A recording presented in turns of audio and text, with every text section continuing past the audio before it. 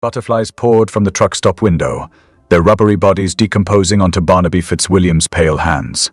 Squelchy. A faint, wet sound as the brittle wings dissolved into a slick, translucent residue that clung to his knuckles.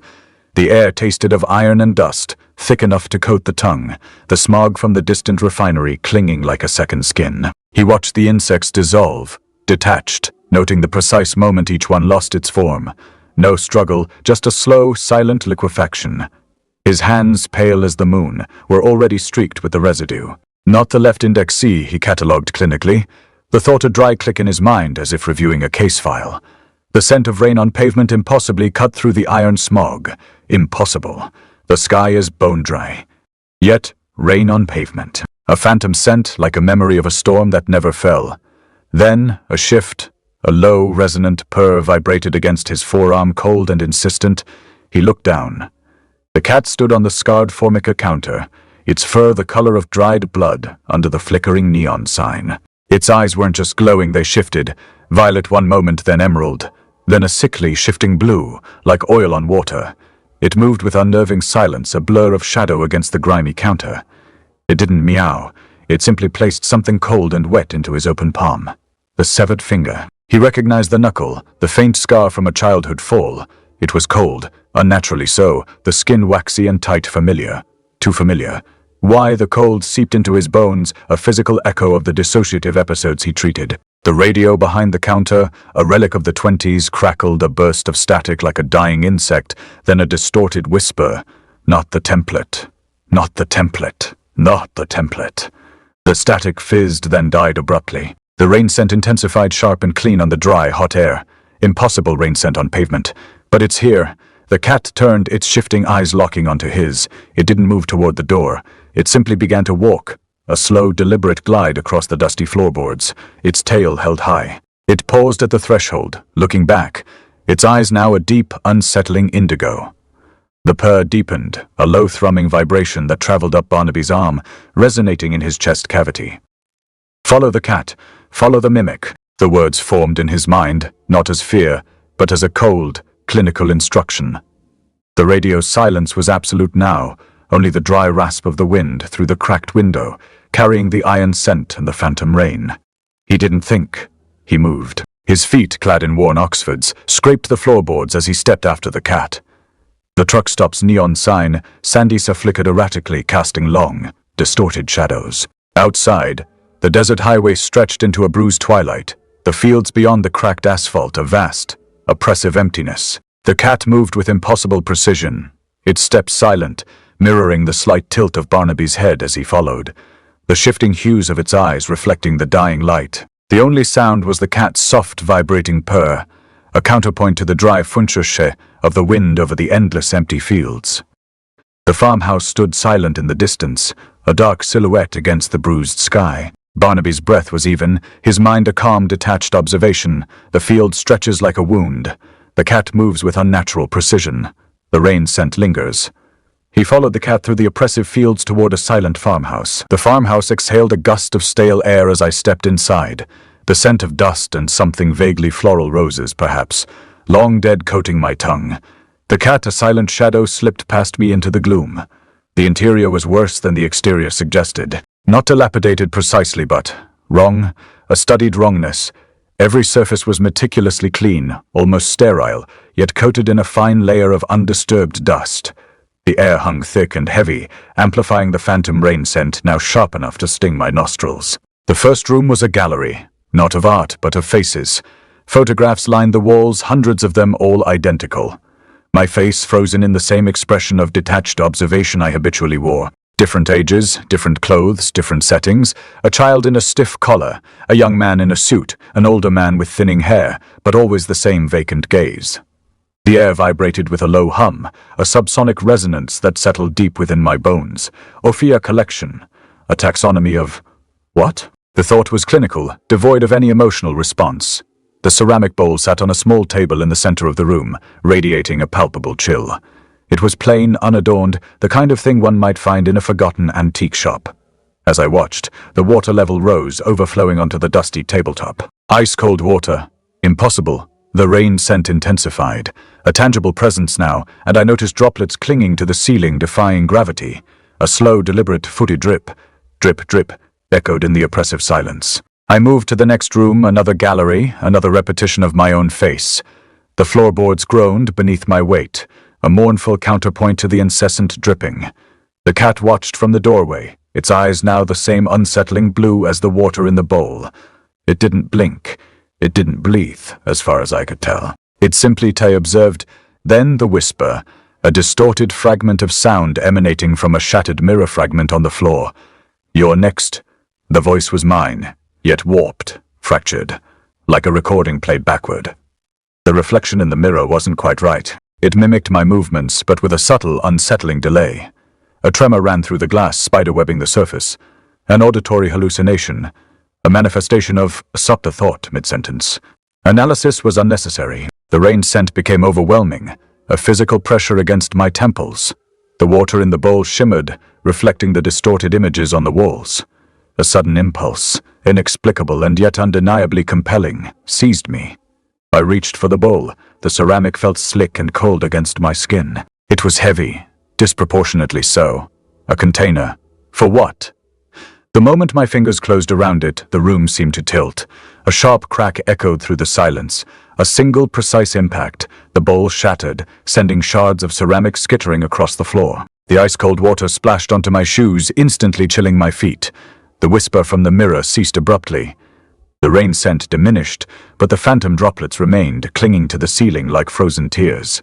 The cat's tail flicked. A slow, deliberate movement, and then, with a horrifying precision, my own hand mirrored the action. The tip of my tail, no. My hand dripped ice-cold water onto the dusty floorboards. Mimicry. Perfect mimicry. The realization wasn't accompanied by fear, but by a detached, clinical assessment of the data. The cat's eyes remained fixed on mine, the unsettling blue reflecting my own vacant gaze. The truck stop was a wound in the highway, a sore that never healed. The smog had thickened since my last visit, pressing against the windows like damp gauze, its iron tang sharp enough to draw blood from the back of my throat. The neon sign flickered. Thursday, it promised, though nothing here was restful. The air hummed with the static of 1,000 unanswered questions, the kind that settled into the bones and festered. I stepped inside. The floor groaned beneath my boots, a slow, rhythmic creak that matched the pulse of my own heartbeat. The patrons didn't look up.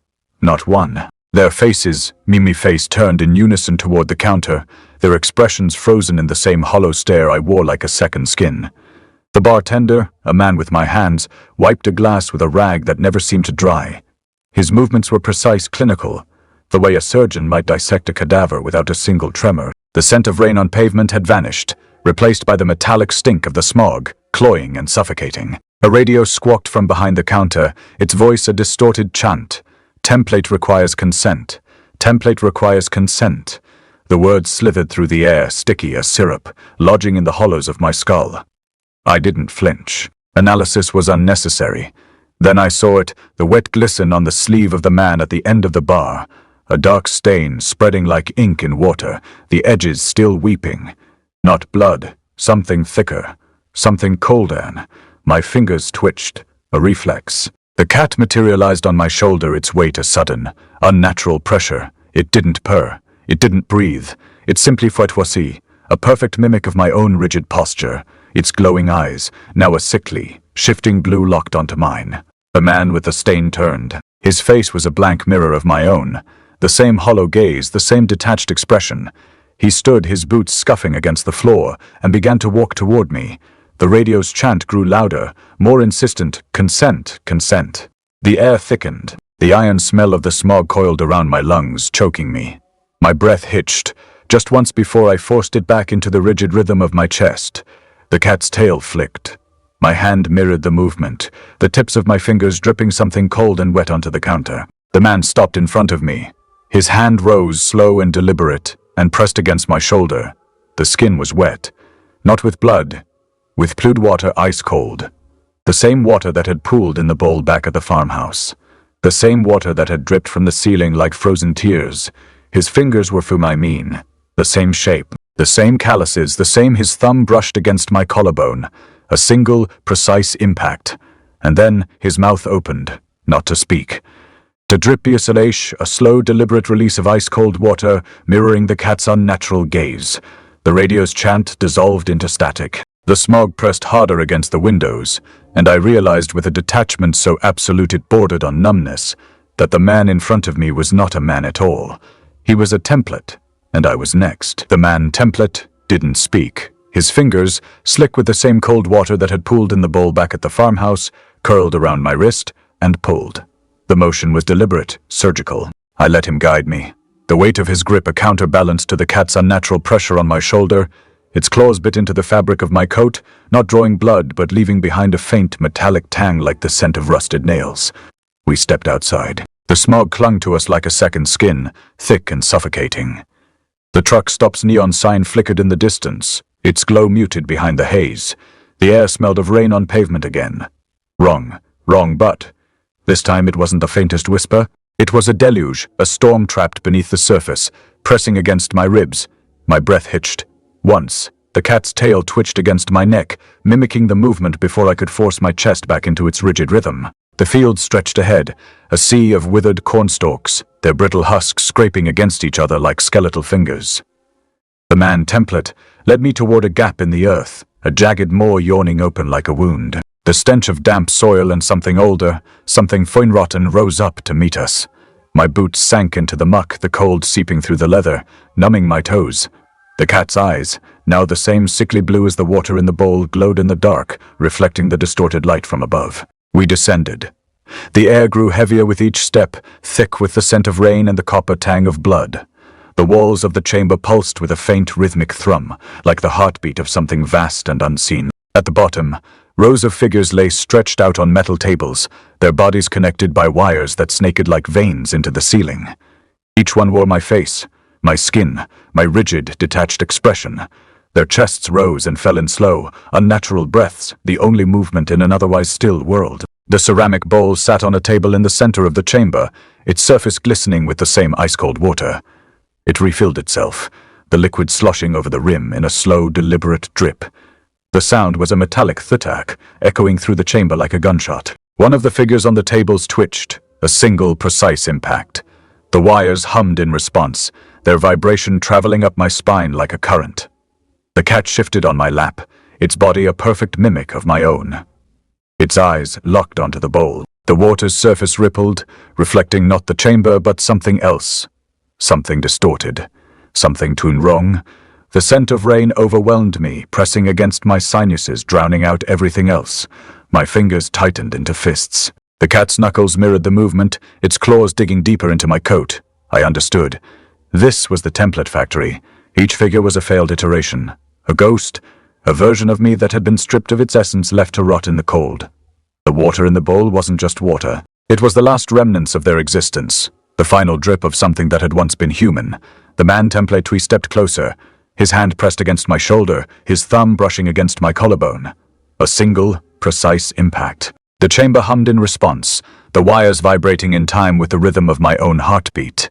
The cat's eyes shifted to the bowl. The water's surface shimmered, reflecting the chamber's distorted view. And then, the reflection moved. The logs were stacked neatly beside the bowl, bound in faded leather. The script was precise, clinical. Collective Template Integration Fundy Phase 3. The words bled into each other under the sickly blue light, the typeface a mockery of order. Each entry detailed the harvesting process, the systematic erasure of individuality. They spoke of optimal resonance, harmonization of cognitive pathways, and the elimination of discordant variables. Each sentence was a nail hammered into the coffin of something I couldn't quite name. My fingers traced the embossed lettering on the cover, the texture rough against my skin. The cat began to pace, its movements a mirror image of my own, a grotesque parody of empathy. Click, click, click, click. The sound of its paws against the metal floor echoed the frantic beat of my pulse. The radio sputtered, a strangled burst of static before resolving into a voice, a distorted, almost childlike cadence, repeating a single phrase. Consent is mandatory. The words scraped against my sanity, a digital rasp against bone. For consent is mandatory. I dropped the log, the thud muffled by the dampness of the floor. My breath hitched, a tremor running through my limbs. The air, already thick, seemed to solidify, pressing against my chest. The smell of rain intensified, a metallic tang clinging to the back of my throat. The figures on the tables remained motionless, their faces frozen in expressions of vacant compliance. Each one a perfect replica, each one a failure. Then they appeared. They emerged from the shadows at the periphery of the chamber, silent and purposeful. Patrons from the truck stop, I realized with a sickening lurch. Each one wearing my face, my skin, my rigid, detached expression. Their eyes were blank, devoid of any discernible emotion, reflecting the blue light like polished stones. They moved with a synchronized precision, their steps measured, their movements deliberate, a chorus of feathered civid as their boots landed on the metal floor. The cat mirrored my own reaction, its tail lashing back and forth, a silent counterpoint to my rising panic. Click, click, click. It was a mockery, a constant reminder of my own unraveling. The radio shrieked again, the distorted voice repeating its mantra. Consent is mandatory. Consent is mandatory. The sound seemed to burrow into my skull, vibrating against my teeth. I tried to move, to retreat, but my legs felt leaden, rooted to the spot. The figures advanced, their pace relentless, their expressions unchanging. They were not driven by malice, I observed with a detached clinicality. They were driven by something else, something far more insidious. A programmed obedience. A manufactured consensus. One of them paused, tilting its head in a gesture that was almost familiar. It was a tic I recognized in my own reflection, a subconscious attempt to appear non-threatening. The cat mimicked the movement, its head cocking at the same precise angle. The water in the bowl rippled, the surface reflecting the distorted faces of my duplicates. The scent of rain became overwhelming, a suffocating blanket. I forced myself to focus, to analyze the situation with the same dispassionate objectivity I would apply to a patient exhibiting signs of severe dissociation. They were not a threat, not in the conventional sense. They were extensions, manifestations of a collective will, a hive mind masquerading as individuality. The radio screamed again, a final desperate plea. Consent is mandatory. The figures closed in, their hands outstretched. Their touch was cold, clinical, a single precise impact. The wires in the ceiling hummed, their vibration resonating within my bones. I felt a strange sense of calm descend, a detachment from the escalating chaos. The cat pressed against my leg, its body a perfect echo of my own. Its eyes, my eyes, flashed with a sudden desperate panic. Then, I felt the straps tighten around my wrists. The air in the truck stop's back room thickened like syrup, each breath dragging through my lungs as if the smog had seeped into my bloodstream. The ice in the ceramic bowl had long since melted, leaving only a slick residue that reflected the blue glow of the radio's flickering screen. Fond consent is mandatory. The words had burrowed into my skull, their repetition a physical ache behind my eyes. I traced the edge of the bowl with a finger, the cold residue clinging like the residue of a half-remembered dream. Then, the teratai. It began as a soundless rupture, a distortion in the fabric of the room. The smog coiled around my ankles, pressing upward, and I felt the first searing heat of it against my skin. Not pain, not exactly. More like the memory of pain, the ghost of a wound that had never healed. My vision blurred, the edges of the room bleeding into a watercolor smear of pale skin and vein blue shadows. The cat was there, its fur bristling, its glowing eyes no longer shifting hues but flashing fragments of my own childhood, superimposed over its pupils. The truck stop's radio whined, the static resolving into a wet, tearing sound like fabric being ripped apart from the inside. From die Verfügung, we are the template. The voice was not a voice, it was the memory of a scream, the echo of a hand slamming against a door that would not open. The construct's form unraveled from the smog, a shifting mass of pale flesh and jagged edges, its limbs elongating as it merged with mine. I felt the weight of it pressing into my bones, the cold seep of its presence filling my veins. My hands twitched, fingers curling into fists as the construct's agony surged through me, a childhood locked in a basement, the stench of iron, the wet thufi of a body hitting concrete. The cat's tail lashed, its eyes now a kaleidoscope of my own memories, each fragment a blade dragged across my nerves. The scent of rain became a physical force, pressing against my ribs, drowning out the sound of my own breathing. The ceramic bowl shattered, the ice-cold water pooling at my feet, the liquid darkening as it absorbed the blue light. The construct's form pulsed, its edges dissolving into mine, the wet tearing sound filling the room like a living thing. I could feel the seams of my skin stitching themselves shut, the construct's pain becoming my own detachment warping into something sharper, something fawn-hungry. The cat let out a sound, a half meow, half sob, its glowing eyes locking onto mine. For a heartbeat, I saw myself reflected in its gaze, but not as I was, as the construct had been. Fear, raw and unfiltered, bled into my vision. The radio sputtered, the static resolving into a single distorted word, template. The smog receded, the pressure in my chest easing as the construct's form fully absorbed into mine. The scent of rain faded, replaced by the acrid tang of burning wiring. The cat remained beside me, its eyes now my own, but the fear still clinging to its pupils like a second skin. The wet tearing sound faded into silence, leaving only the hum of the truck stop's broken neon sign outside, its glow bleeding through the cracks in the walls. I flexed my fingers. The construct was gone. Or perhaps it was me. The cat's tail twitched, its eyes flickering, just once, with something worse than fear, recognition. The construct was gone. Or perhaps it was me. The cat's tail twitched, its eyes flickering, just once, with something worse than fear, recognition. I registered the flicker, catalogued it as an anomaly, and filed it away for later analysis. There was no time for sentiment. The analysis could wait. The ceramic bowl lay in fragments, a constellation of white shards scattered across the linoleum. It hadn't simply broken. It had 40 twerk single, precise 40 crack, that spiderwebbed across the surface with alarming speed. The sound reverberated in the sudden stillness, a sharp punctuation mark on the lingering silence of the construct's absorption. I knelt, drawn to the wreckage. My hands moved with a detached precision, selecting a shard, a sliver of the bowl's former form. The edge was sharp. I knew it would cut, but the anticipation felt distant. I pressed the shard against the palm of my hand. A thin line appeared, crimson blooming against the pale skin, not pain precisely, more a data point, a physiological response. The blood welled, mingling with the ice-cold water that had pooled on the floor. The water itself seemed to darken, the blue glow leaching out, replaced by a muddy, unsettling hue. The smog began to thin. It wasn't a gradual dissipation, but a sudden retraction, as if a curtain were being drawn back. The room, previously shrouded in a suffocating haze, sharpened into focus. The peeling wallpaper, the greasy fingerprints on the radio dials, the dust motes dancing in the weak light of the neon sign C-twin, all rendered with a clarity that felt unnatural, almost hostile. And then there was only the cat. Its glowing eyes were the only source of illumination, twin pools of shifting, unnatural hues. They were fixed on me, unwavering. I attempted to analyze their pattern, to discern the underlying algorithm of their luminescence. But the effort felt pointless. The construct's memories, my memories, whatever they were, swirled within those eyes, a chaotic kaleidoscope of half-formed images and fractured emotions.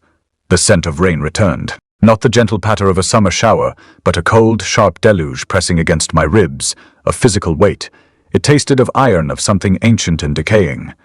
I registered the sensation, categorized it as another anomaly, and attempted to quantify its intensity. A thought surfaced, unbidden, unwelcome.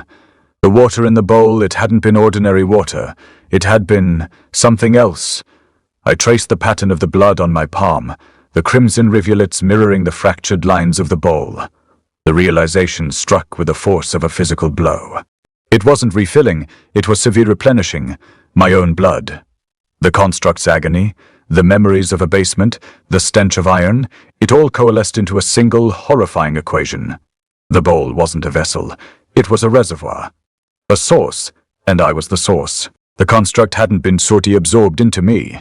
It had been sortie integrated. I was becoming it. I felt a tremor run through my limbs, a subtle shift in my perception. The room seemed to tilt, the neon sign outside flickering with a malevolent rhythm. The cat's tail twitched, a perfect mimicry of my own involuntary movement. I forced myself to remain still, to observe, to analyze. The cat's eyes reflected the blood-stained shard in my palm, and for a fleeting, terrifying moment, I saw not my own reflection, but the construct's a pale, distorted visage, framed by those unsettling, glowing eyes. A silent, predatory smile stretched across its lips. The truck stop's neon sign hummed like a dying insect, its glow pulsing against the smog-choked sky.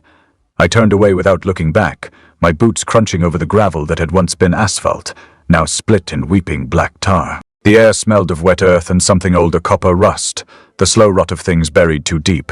The cat padded beside me, its paws silent on the cracked pavement, a shadow that moved just ahead, never quite leading, never quite following.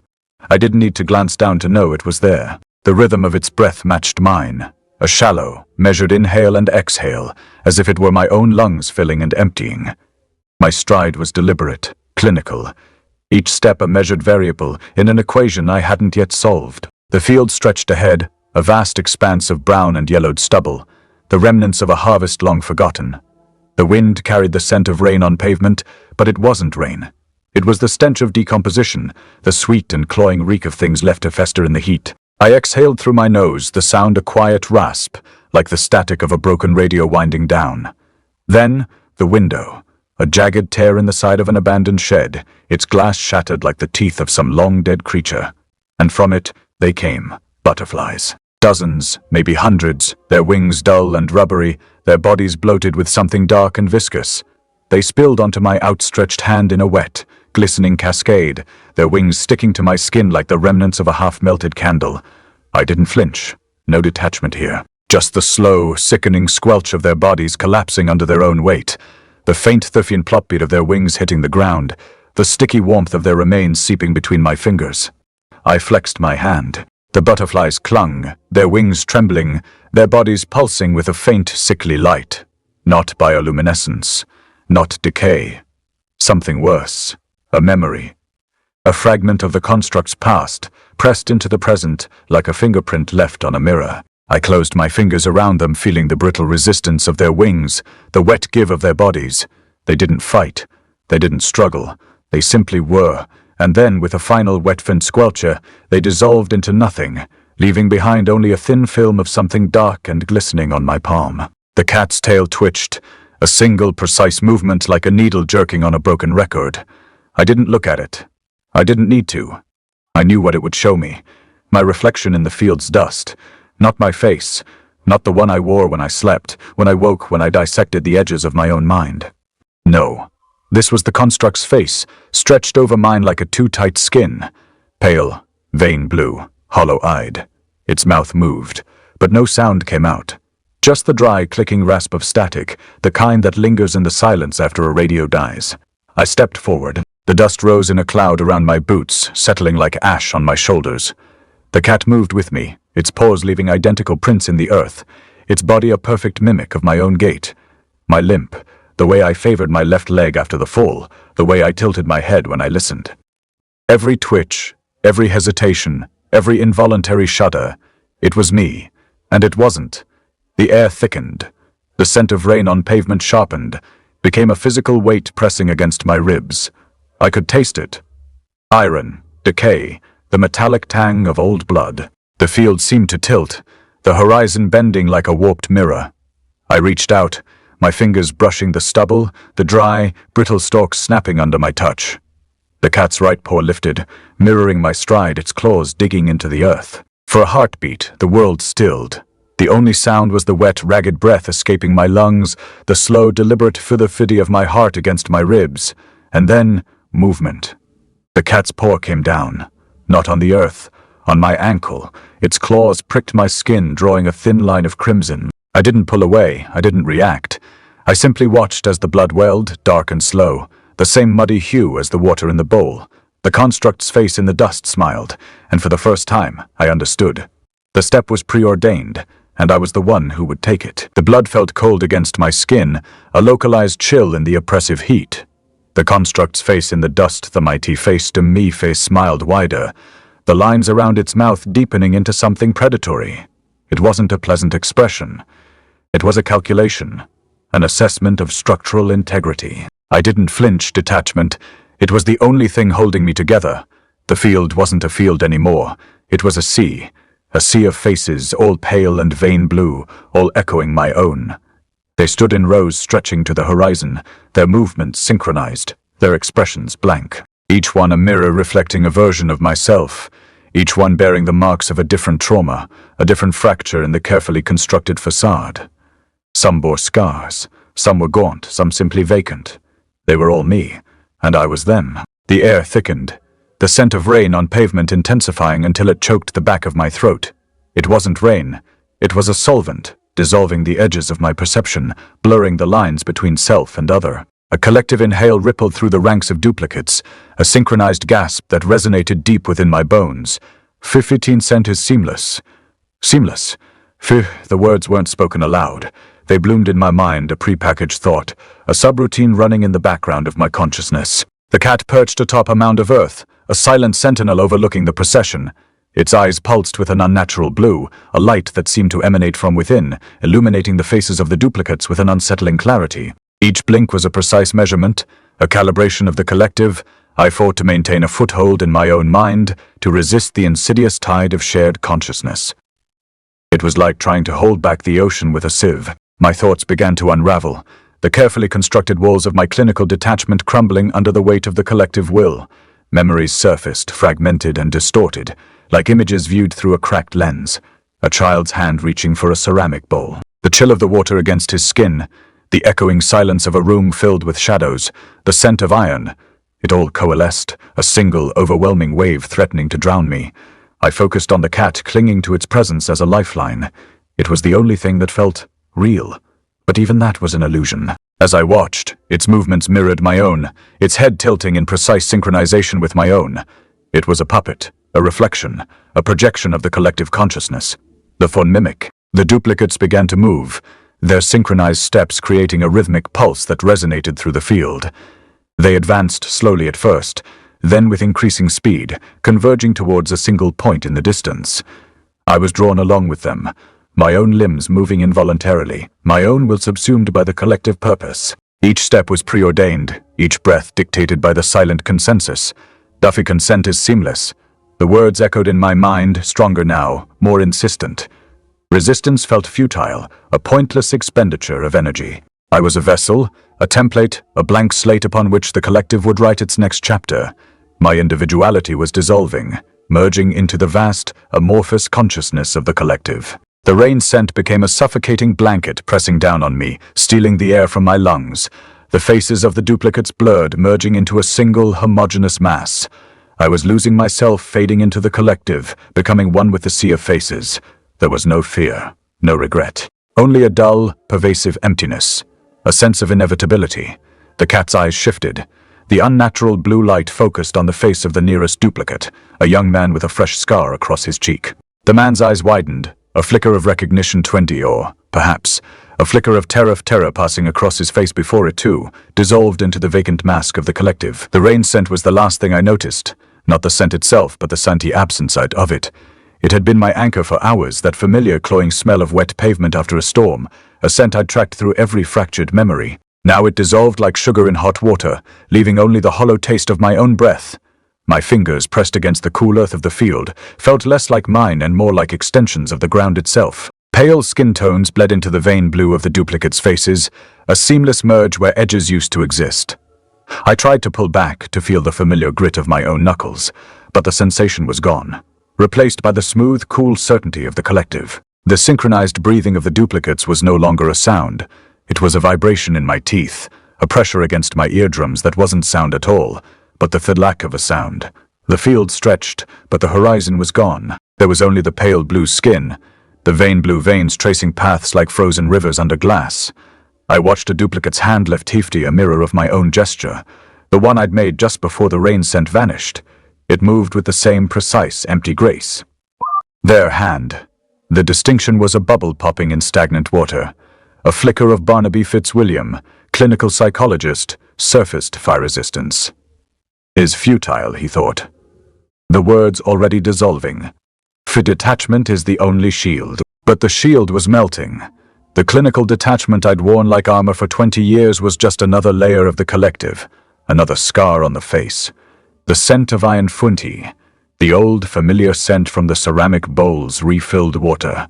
Fin rose faintly, then faded. Not iron, but the taste of blood I'd never actually tasted. A memory, not a sensation. The faces around me blurred, not into a crowd, but into a single, seamless membrane of pale skin and vein blue. I felt my own skin begin to thin, to become translucent, revealing the blue beneath. The air thickened, but it wasn't the oppressive heat of the field anymore. It was the cool, weightless absence of air. My breath stopped, not because I couldn't breathe, but because the concept of breathing was gone. There was only the smooth, unbroken surface of the collective skin flowing over me, into me. The last thing I felt was the foothid of my own individuality hitting the ground. Not a sound, but the absolute cessation of the sound of my own thoughts. The foothid of a door closing on a room that no longer existed. Silence, not the absence of sound, but the absence of tinself. There was no Barnaby, no Fitzwilliam, no clinical detachment, only the smooth, pale, vein blue surface of the sea of faces, serene empty, perfectly aligned. Then the whisper, not in my ear but in the space where my ear had been, a single, precise word resonating in the void, fun consent. And from the cracked window of the abandoned truck stop, a sudden, impossible rush. Butterflies, pale blue butterflies, their wings like stained glass, pouring out like a liquid from the darkness. They landed softly, silently, on the waiting hands of the next face in line, Footy, a face that had just begun to twitch with the exact precise motion of the one before it.